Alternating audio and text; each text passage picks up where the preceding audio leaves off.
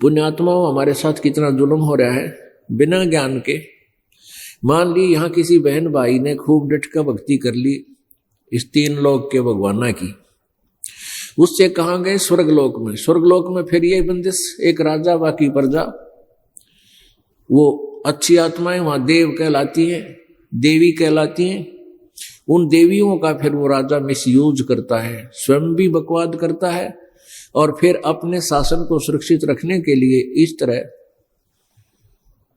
उनको दबाव दे करके प्रेशर से और भेजता है कि उस व्यक्ति का तू उसके पास जा, गंदा कर्म कर और उसके तप को खंड करवा, नहीं तो तेरे को यहां सजा दूंगा। ऐसे जुल्म। और जहां पर वो देखता है कि अप्सराएं सक्सेस नहीं हो पाएंगी, अपनी पत्नी को भी इस दुष्कर्म के लिए भेज देता है, राज्य को सुरक्षित रखने के लिए। ये राज्य की इतनी गंदी चसक होती है।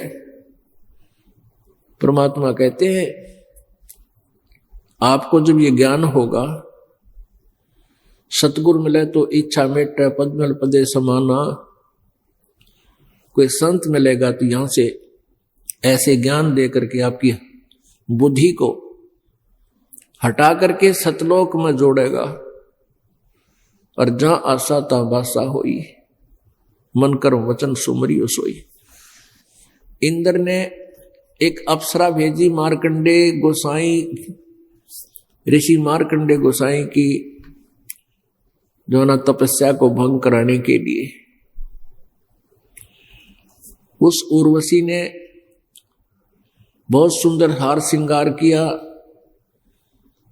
पूरे शरीर के ऊपर सुंदर सुगंधित लेप किया और वहां मार्कंडे ऋषि जहां बैठे तप कर रहे थे उसके सामने डांस करने लगी और अपनी सिद्धि से वहां एक ऐसा माहौल बना दिया, ऐसा वातावरण बना दिया, बहुत सुंदर, ना गर्मी ना ठंड, सर्दी रही, बसंत जैसा मौसम बना दिया और वहां डांस करने लगी।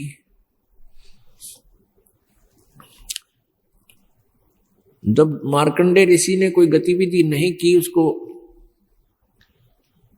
आकर्षित नहीं हुआ तो निवस्त्र होगी वह बिल्कुल। तो मार्कंडे ऋषि ने कहा कि हे बेटी, हे माई, हे बहन, यहां किस कारण आई? अपना उद्देश्य बता।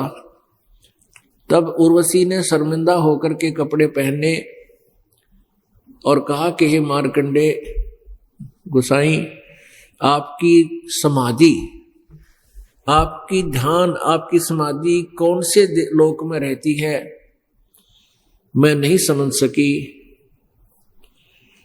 मेरे इस स्वरूप को देखकर ये बनखंड में जितने भी तपस्वी थे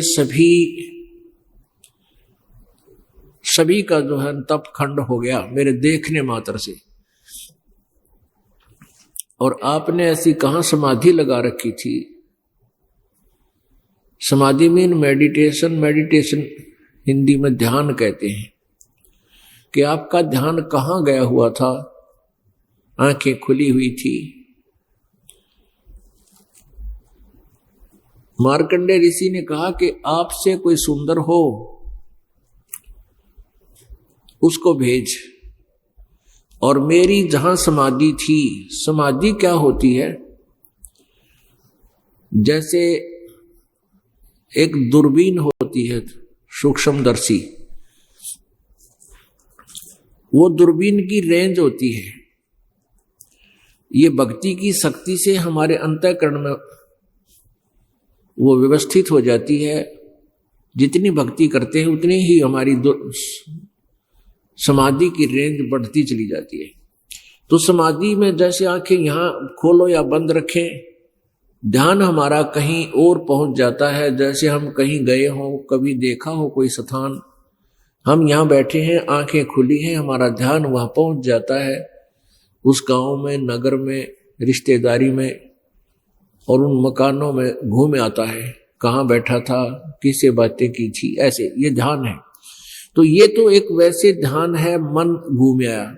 एक ऐसी स्थिति होती है कि यहां बैठा ऊपर के लोगों को या दूर देश में यहां पर भी वो देख सकता है कौन व्यक्ति कहां बैठा है, और ऐसे यहां बैठा उसकी आत्मा, वो समाधि बोलते हैं, वहां पहुंच जाती है।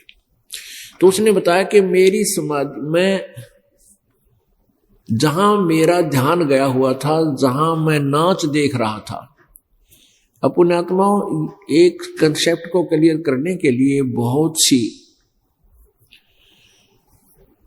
जो है ना आपको ज्ञान बताने पड़ेंगे, बहुत सी जो है प्रमाण देने पड़ेंगे। अब समाधि कैसे लाई जा सकती है? समाधि के लिए जैसे समाधि लगाकर कहते ना भजन करे और कई वर्षों तक बैठा रहा, कई कई घंटे बैठा रहता है, तो उसमें ऐसा ही होता है। हमारे शरीर में ये कमल बने हुए हैं, और अभ्यास हठ योग से करते करते कोई चैनल उसकी पिछली पुण्य कमाई से कोई चैनल ऑन हो गया, यानी कोई कमल खुल गया, उसमें वो आत्मा उसका प्रवेश कर गया।